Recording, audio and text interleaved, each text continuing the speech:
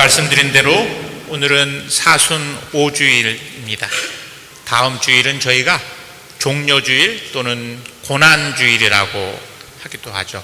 사순절의 마지막이고 교회력의 가장 절정이 되는 성주간을 저희가 보내게 됩니다.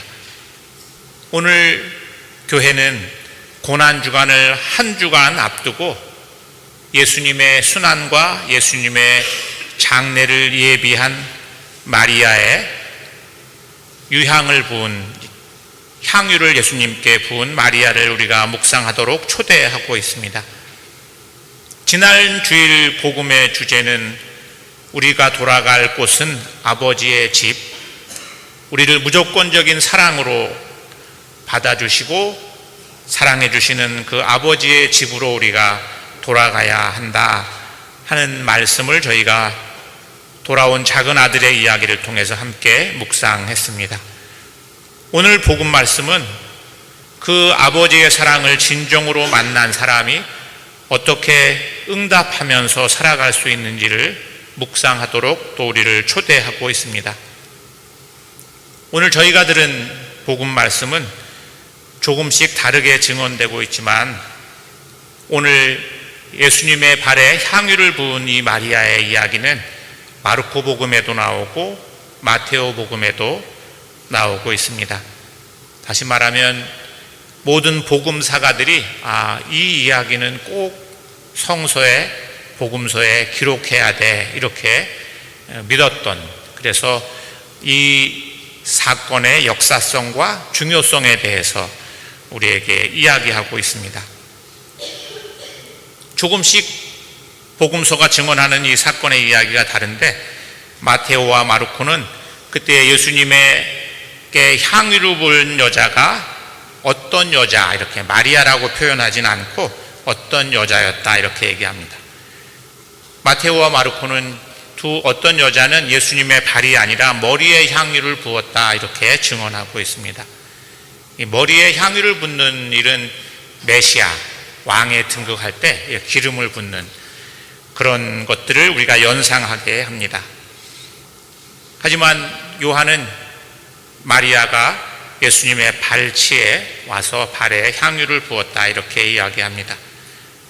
그 향유를 붓는 장면을 목격한 유다는 이게 무슨 짓인가 하면서 여인의 행동을 비난하고 있는데 마테오에는 그 비난을 한 사람들이 제자들이었다 이렇게 얘기하고 마르코 복음에서는 그 자리에 있던 사람들이었다 이렇게 얘기합니다. 그러니까 복음서들이 조금씩은 이 사건에 대해서 다르게 증언하지만 그 작은 차이에도 불구하고 분명한 것은 그 누군가가 예수님의 발치 혹은 머리에 그 비싼 나르도 향유를 부었다고 하는 것이고 그 행동을 본 사람들이 그 여인의 행동을 비난하였다는 이야기입니다. 하지만 예수님은 그 여인의 행동에 대해서 지지하고 칭찬하셨습니다. 사람들이 마리아의 행동에 비난과 분노를 표현한 이유는 마리아가 부은 그 향유가 매우 비싼 값진 향유였기 때문입니다. 유다는 이걸 팔았더라면 300데나리온은 받았을 것이다. 그리고 그것을 가난한 사람들에게 나누어 주면 얼마나 가난한 사람들이 좋아했을까. 이 여인은 정말로 예수님을 제대로 이해하고 있나? 예수님이 좋아할 일을 해야지 이렇게 생각했던 것 같습니다. 300데나리온은 노동자들이 하루 품삯으로 계산하면 1년을 꼬박 쓰지 않고 모아서 저축해야 하는 돈이었습니다. 1년을 노력해서 수고한 모든 그 자신의 임금을 예수님의 발에 이 여인은 쏟아 부었습니다. 사람들이 볼 때는 그 여인의 행동은 너무 낭비스럽고 너무 과한 행동이었습니다. 뿐만 아니라 이 여인은 예수님에게 향유를 붓고 자신의 머리카락으로 예수님의 발을 닦아드립니다. 이스라엘 사람들은 사막지대에 있기 때문에 손님이 오면 발을 닦아드리는 것은 아주 손님을 환대하는 지극한 행동이었는데 여인이 남성의 발을 닦는 행동은 아버지이거나 남편일 때만 할 수 있는 행동이었고, 더군다나 머리카락으로 이 발치를 닦아드린다고 하는 것은 굉장히 어떤 성적인 친밀함, 이런 것들을 드러내 보여주기도 합니다. 그 행동은 사람들이 볼 때는 굉장히 충격적인 일이었고, 사람들이 볼 때 굉장히 불경스럽게 느껴질 수도 있었을 것입니다. 하지만 예수님께서는 그 여인의 행동을 칭찬하시고, 다른 복음에서는 이 이야기가, 내 부활의 이야기가 전해지는 곳마다 이 여인의 이야기도 함께 전해지게 될 것이다, 이렇게 말씀하십니다. 사람들은, 주석학자들은 예수님이 이 발에 향유를 부은 것은 바로 우리가 다음 종려주일에 기념하게 될, 예수님은 왕이시지만 고난받는 왕이시라고 하는 것을 드러내는 상징적인 행동이었다, 이렇게 이야기하기도 합니다. 저는 오늘 복음 말씀을 묵상하면서 특별히 마리아가 예수님의 발치에 향유를 부었을 때, 그러자 온 집안에 향유 냄새가 가득 찼다 하는 이 말씀이 제 마음에 오래도록 머물렀습니다. 묵상 중에 특별히 저는 저보다 먼저 세상을 떠난 제 가깝게 지내던 선배도 생각이 났고, 친구도 생각이 났고, 또 후배들도 생각이 났습니다. 이유는 모르겠지만 제가 저 친구는 정말 나랑 마음이 잘 통하는 친구야, 이렇게 생각했던 후배들, 친구들 또는 선배들은 이상하게 일찍 세상을 떠났습니다.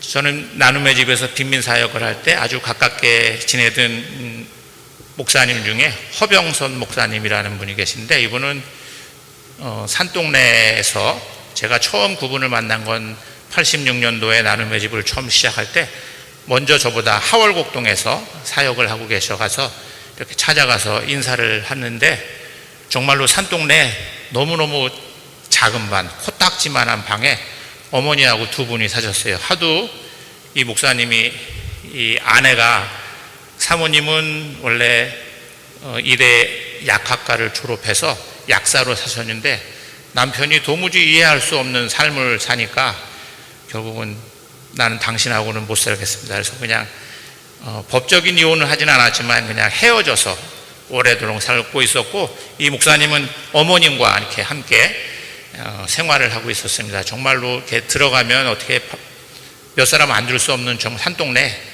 연탄으로 이렇게 갈아드는 그런 방에서 갔는데, 라면을 끓여서 같이 저를 이렇게 식사 대접을 하는, 그 이후로 이제 그 목사님하고 저는 굉장히 가깝게 지냈었고, 목사님은 나중에 목사직을 반납하고 노점을 하고 나중에 건설 노동을 하다가, 그러다가 이러저런 이유 때문에 무주로 귀촌을 해서 사시다가 알 수 없이 사모님하고 뇌손상을 입어서 나중에 돌아가시게 됐어요. 그러니까 뇌손상을 입고 난 다음에 사람도 못 알아보고 한 3년을 병치레를 하다가 돌아가셨습니다.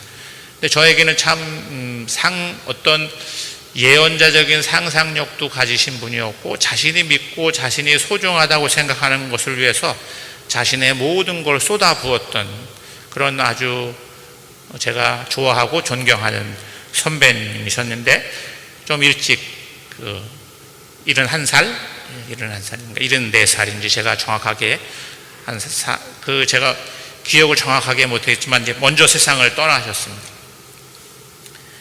그 외에도 저랑 좀 가깝게 지내던, 제가 빈민 사역을 할 때 저하고 이렇게 사역을 같이 시작했던 친구 하나는, 또 그 친구는 성직을 하지 않고 저랑 같이 신학을 공부를 했는데 교회는 더 이상 희망이 없어 저보고 그러면서 저보고도 성직을 하지 말라고, 제가 나눔의 집을 처음 시작할 때 교회에서 하지 말고 자기랑 다르게 하자고 얘기를 하다가, 그 친구는 성직을 하지 않고 아주 독실한 신자였는데 성직을 하지 않고 노점을 하면서 살다가 암을 얻어서 세상을 먼저 떠난 친구가 있습니다.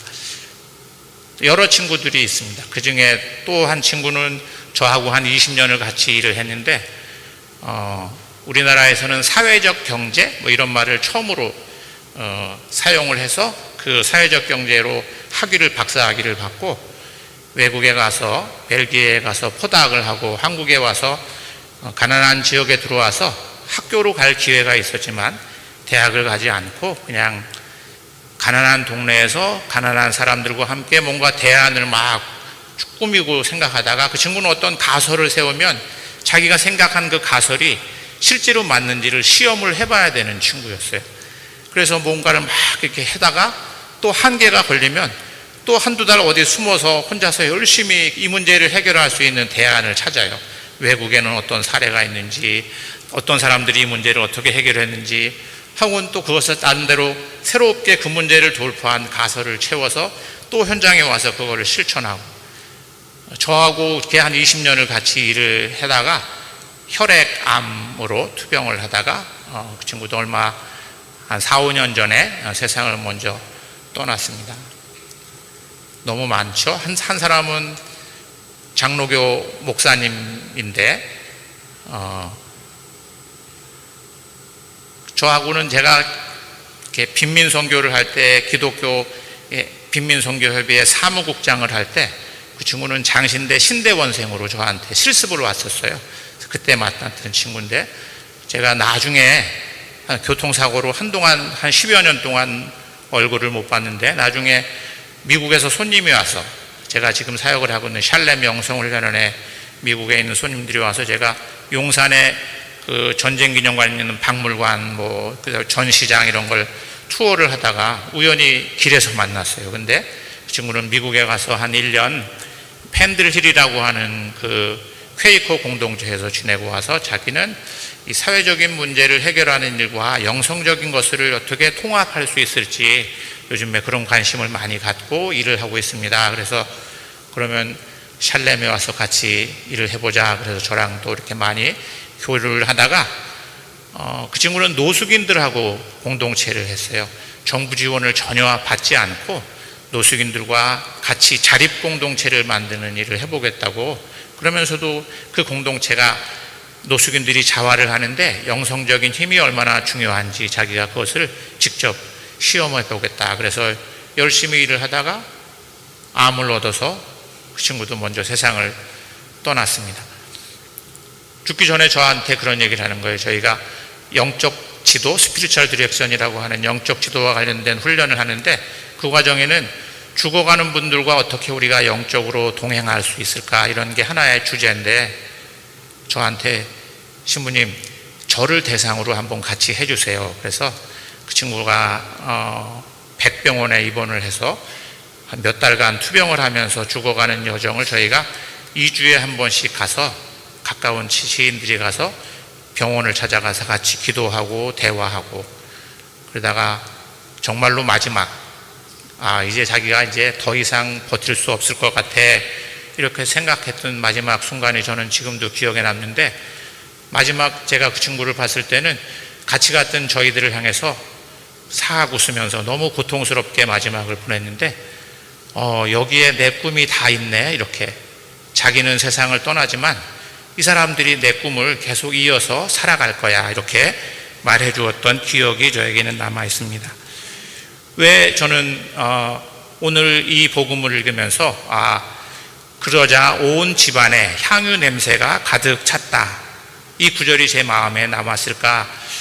그리고 왜 그 친구들의 그 선배의 또는 친구의 죽음이 생각이 났을까, 이렇게 생각해 보니 제가 언젠가 여러분에게 말씀드렸는데 조동진이라는 가수가 한 노래 중에 다시 부르는 노래라는 게 있어요. 서러워 말아요 꽃잎이 지는 것을, 그 향기 하늘 아래 끝없이 흐를 텐데. 그러니까 꽃은 져도 그 사람의 향기는 세상에 끝없이 흐른다, 이런 그런 가사였습니다. 아마 저는 그 제 마음의 하늘 안에는 그 친구들 또 후배들 또는 선배의 그 향기가 흐르고 있기 때문이 아닐까, 이런 생각을 해보게 됐습니다.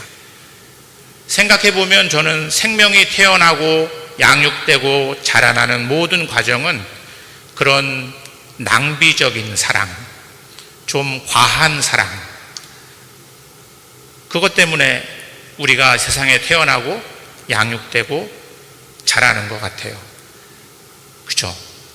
합리적인 사랑으로는 그 안에선 생명이 태어나거나 합리적인 사랑으로는 우리가 생명을 키울 수 없을 거라고 생각합니다.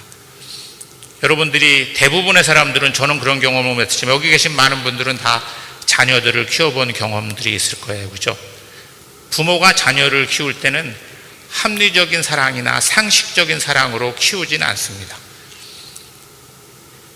과한 사랑, 사람들이 볼 때는 넘치는 사랑으로 키우죠. 너무 기억이 오래됐을지 모르겠지만 여러분들이 누군가와 사랑에 빠져서 연애를 할 때 합리적이고 상식적인 사랑을 하지는 않죠. 그렇죠? 사람들이 이해 못할 사랑을 하게 됩니다. 생명은 그렇게 태어나고 그렇게 양육되고 그렇게 자라납니다. 오늘 저희가 들은 이사야 예언자는 하느님께서 이제 새 일을 시작하셨다 이렇게 얘기합니다. 그 새 일은 뭐냐면 이스라엘 민족을 바빌론에서 다시 해방시켜서 다시 이스라엘 고국의 땅으로 돌아오게 하는 사건이었습니다. 저희가 노래한 시편도 이스라엘 민족이 바빌론에서 다시 고국으로 돌아오는 구원의 사건들을 노래하고 있습니다. 이스라엘은 끊임없이 하느님을 배반하고 하느님을 실망시키지만 하느님은 끊임없이 그 이스라엘을 향한 구원의 의지와 사랑의 약속을 한 번도 저버린 적이 없습니다. 오늘 시편과 예언서는 그렇게 그 구원의 사랑을 우리에게 노래합니다. 오늘 저희들이 들은 서신의 말씀에서 사도 바울로는 나는 그리스도를 위해서 모든 것을 잃었고 내가 이전에 소중하다고 생각하던 모든 것들이 이제는 나에게 쓰레기같이 여겨집니다. 이렇게 말합니다. 그리고 자기가 이전에는 목숨처럼 지켰던 그 율법이 이제는 그 율법으로 내가 구원을 받는 것이 아니라 믿음으로 구원을 받는다고 우리에게 이야기하고 있습니다. 우리는 믿음 그러면 예수님은 하느님의 아들이시고 그리스도야 하는 명제를 내가 지적으로 동의하는 거라고 생각하는데, 그거는 제가 여러 차례 말씀드렸지만 그건 믿음의 한 측면이 아주 부분적인, 우리가 어떤 진실을 지적으로 동의한다고 하는 것은 믿음의 한 부분입니다. 더 중요한 것은 그 진리를 내가 신뢰한다는 거예요. 신뢰한다는 거예요. 하느님은 언제 어디에나 계셔. 맞아. 그것과 하느님은 지금 여기에도 계시고 내가 어려울 때도 계시고 내가 기쁠 때도 계셔 하는 것을 신뢰하는 것은 다른 문제예요. 세 번째로 믿음의 차원은 제가 마커스 보고 얘기하면서 여러분들한테 다 했던 얘기예요. 마지막으로 믿음의 차원은 내가 신뢰하고 믿는 것에 내 마음을 다해서 충실하는 거예요. 그걸 우리는 믿음이라고 합니다. 오늘 마리아가 부은 그 향유, 마리아의 낭비는 그 충실함을 우리에게 보여주고 있습니다. 오늘 성서 말씀들은 하나같이 구원은 우리의 프로그램이나 우리의 노력이 아니라 정말로 낭비적인 하느님의 사랑으로 가능하다 이렇게 이야기하고 있습니다. 그리고 마리아의 그 낭비는 예수 그리스도를 통해서 하느님께서 보내주신 하나님의 그 낭비적인 사랑에 대한 인간의 응답을 이야기하고 있습니다. 예전에 함석헌 선생이라는 분이, 실은 우리가 함석헌 선생님 젊은 분들은 모를 수 있는데 그분은 이렇게 아주 구렛나루 할아버지, 도사 같은 할아버지였는데 하얀 한복을 입고 늘 계시던 그분이 시를 썼는데 이런 시였어요. 그 사람을 그대는 가졌는가, 이런 시입니다. 이 시가 길어서 제가 부분적으로만 인용을 하면, 온 세상이 다 나를 버려 마음이 외로울 때에도 저 마음이야 하고 믿어지는 그 사람을 그대는 가졌는가, 잊지 못할 이 세상을 놓고 떠나려 할 때 저 사람 하나 있으니 하며 빙긋이 웃고 눈을 감을 그 사람을 그대는 가졌는가. 아마 저는 함석헌 선생님이 어떤 마음으로 이 시를 썼는지는 알 수 없지만 예수님은 아마 그 마리아의 향유를 받으면서 그래도 내가 지어야 할 십자가의 의미를 이해해주는 단 한 사람, 저 사람이 있어서 예수님은 외롭지 않으셨겠다, 이런 생각을 해보게 됩니다. 그 사람이 어떤 사람인가를 알려면 그 사람이 어디에 자신의 돈과 시간을 낭비하는가 하는 것을 보면 그 사람이 무엇을 소중하게 생각하는 사람인지 우리는 알 수 있습니다. 오늘 복음은 우리에게 사순절의 막바지에서 이렇게 묻습니다. 우리는 어디에 무엇을 위해서 우리는 우리의 삶을 낭비하고 있지?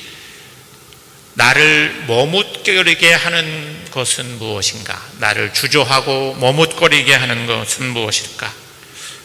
혹시 나는 아무것도 낭비하지 않고 살아가고 있는 것은 아닌가? 저는 제가 아까 말씀드린 그 선배, 친구들, 후배들을 생각할 때마다 적당히 살아가는 것 같은 저의 모습을 보는 것 같아서 나는 그 사람들은 다 정말 자신의 온 힘을 다해서 자신을 낭비했던 사람들로 저에게는 기억이 됩니다. 저는 가끔 요즘에는 이제 은퇴를 생각하면서 은퇴 후에 어떻게 살까 이렇게 생각하다가 사람들은 은퇴하면 이렇게 좀 이제 한가하게 살아야지 이렇게 생각하는데 저는 오늘 복음을 읽으면서 은퇴 후에 정말로 내가 낭비하고 싶은 삶을 살아야 되지 않을까? 나는 어디에 내 마지막 남은 삶을 낭비하면서 살아갈까? 이런 생각을 새삼 하게 됐습니다. 이제 다음 주간은 저희가 성주간, 고난주간을 맞습니다. 우리가 이 사순절이 그리스도 안에서 우리가 새롭게 하느님의 형상으로 회복되는 시간이라고 말씀드렸는데 우리의 그 신앙과 믿음이 회복이 돼서 그리스도를 따르며 살아갈 수 있기를 성부와 성자와 성령의 이름으로 말씀드렸습니다. 함께 일어나셔서 우리